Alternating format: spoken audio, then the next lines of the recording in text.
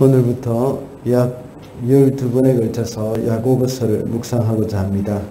야고보서를 기록한 사람은 사도들 중에 야고보는 아닙니다.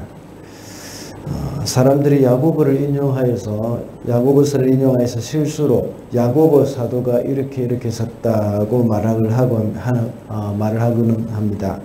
그러나 정확하게 말하자면 야고보 장로가 썼다고 이렇게 말을 해야 합니다.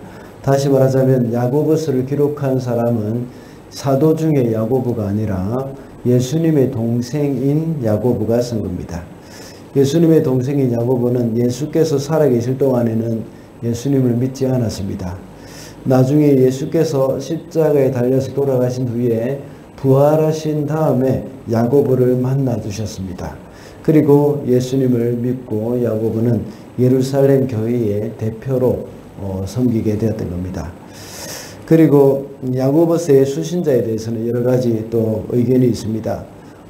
모든 그리스도인에게 다 보낸 것이라고 이렇게 그 수신 대상이 모든 흩어져 있는 그리스도인이라고 말을 하기도 하고, 또 유대인들 중에서 그리스도인에게 보낸 것이라고 말을 하기도 합니다.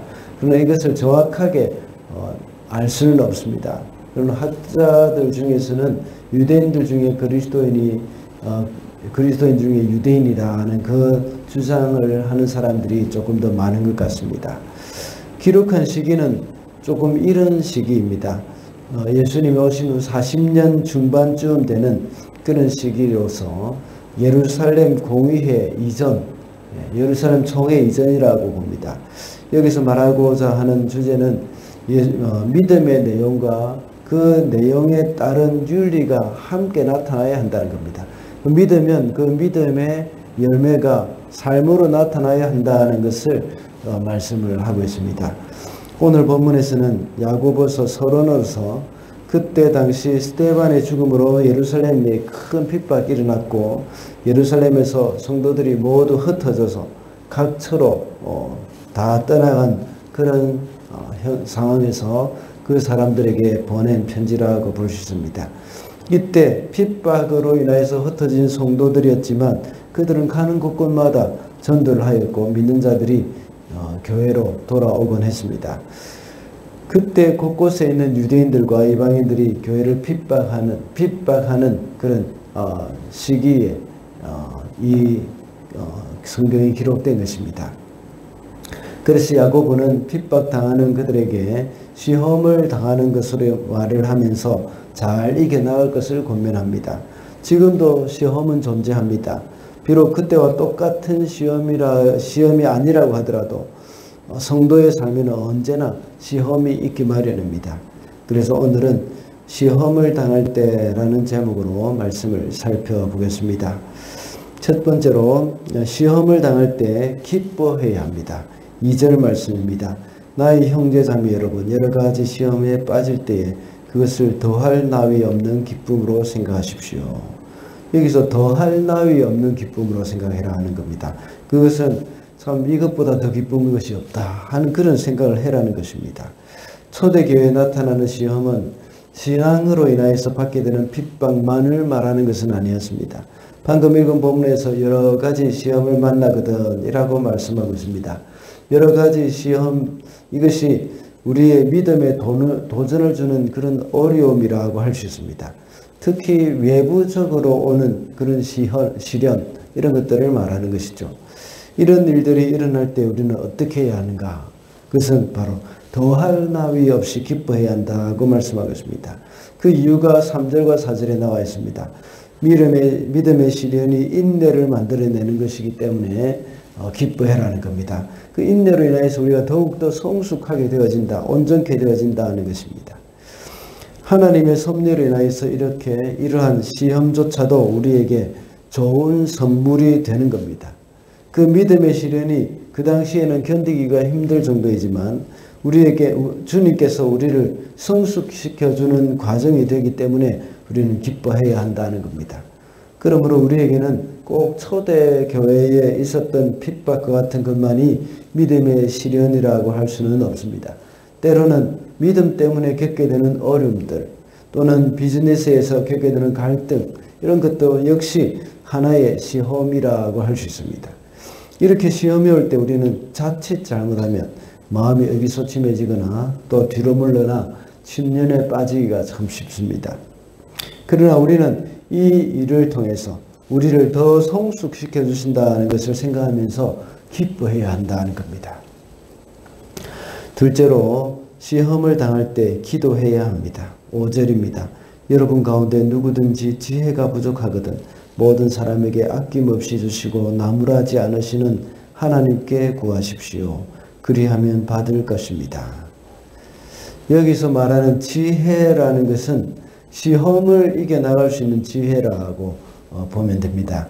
하나님께 그 시험을 이길 수 있는 지혜를 구하라고 말씀하고 있습니다. 그리하면 주실 것이라고 약속합니다. 하나님의 어떤 성품을 근거로 해서 기도하라고 말하고 있습니까? 그것은 하나님이 아낌없이 주시는 그런 성품과 나무라지 아니하시는 성품을 말하면서 구하라고 말씀하고 있습니다. 이것은 시험을 이길 수 있는 지혜를 위해서 기도하는 사람에게 무조건 주신다는 말씀입니다.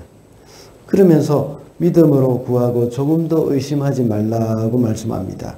그리고 계속해서 기도의 교훈을 8절까지 하고 있는 것을 우리가 여기서 볼 수가 있습니다. 예수님께서도 역시 제자들에게 시험에 들지 않게 깨어서 기도하라고 말씀하셨습니다. 우리의 기도가 시험에 들지 않게 할 수 있는 그런 은혜가 있지만 또 시험을 당할 때도 역시 이 시험을 이길 수 있는 지혜를 얻게 된다는 겁니다. 우리에게 오는 여러 가지 시험을 기도를 통해서 이겨나가야 한다는 것입니다. 기도는 하면 할수록 더 큰 확신을 얻게 됩니다. 기도하지 않으면 응답도 없습니다. 그러나 기도할수록 더 많은 응답을 받게 됩니다. 그러다 보니 기도하면 반드시 응답하신다는 그 확신이 점점 더 생기게 됩니다. 그래서 야고보 장로가 5절부터 8절까지 말씀하면서 시험을 당할 때에 의심하지 말고 기도함으로써 온전히 하나님만 신뢰할 것을 말씀하고 있는 겁니다. 우리도 역시 여러 가지 마음의 고민이 있고 시련과 어려움이 있을 때 하나님 앞에 기도해야 합니다. 기도하면서 하나님께서 이 어려움을 이겨나갈 수 있는 지혜를 주시든지 아니면 이 어려움을 없애주시든지 그런 둘 중에 하나를 하실 것입니다. 왜냐하면 반드시 응답하실 것이라는 약속을 하셨기 때문입니다. 마지막으로 시험을 당할 때에 소망을 가져야 합니다. 9절과 10절입니다. 비천한 신도는 자기가 높아지게 된 것을 자랑하십시오. 부자는 자기가 낮아지게 된 것을 자랑하십시오. 부자는 풀의 꽃과 같이 사라질 것이기 때문입니다. 어떻게 보면 방금 읽은 본문 9절부터 11절의 말씀은 앞에서 말한 8절까지의 말씀과는 별로 연관성이 없는 것처럼 느껴질 수도 있습니다. 그러나 이 말씀은 비천한 성도는 시련을 통해서 하나님이 언젠가는 그를 높여주신다는 것을 말씀하고 있는 겁니다. 이것이 바로 시련의 은혜입니다. 비천하게 살아가지만 이 시련을 통해서 우리가 성숙하고 인격이 하나님 앞에 온전하게 갖추어져서 정말 하나님께서 인정하시는 그런 사람으로 되어진다는 겁니다. 반면에 부자는 자기가 낮아지게 된 것을 자랑하라고 말씀하고 있습니다. 겸손이라는 책을 언젠가 인용한 적이 있는데 겸손을 얻기 위해서는 어떤 희생도 치를 각오가 되어 있어야 한다고 했습니다. 사실 부자들은 겸손하기가 쉽지 않습니다. 그러나 그 시련을 통해서 낮아지고 겸손하게 된다는 것을 말씀하고 있습니다. 겸손은 우리 주님의 성품입니다. 이러한 겸손이라는 그 귀한 성품을 얻을 수 있는 길은 바로 시험이라는 것이 도구가 되는 것입니다. 그러므로 우리에게 시험이 올 때에 소망을 가져야 됩니다. 비천한 사람들은 이러한 시험을 통해서 높아지는 은혜를 얻게 되고 부자는 그 시련을 통해서 겸손을 배우는 은혜를 얻게 되기 때문입니다.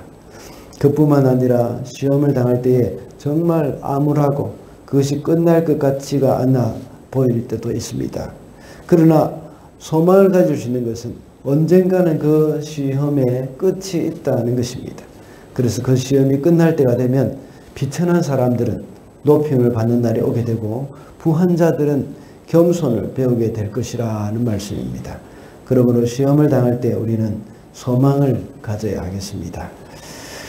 말씀을 맺겠습니다. 오늘은 시험을 당할 때라는 제목으로 말씀을 살펴봤습니다.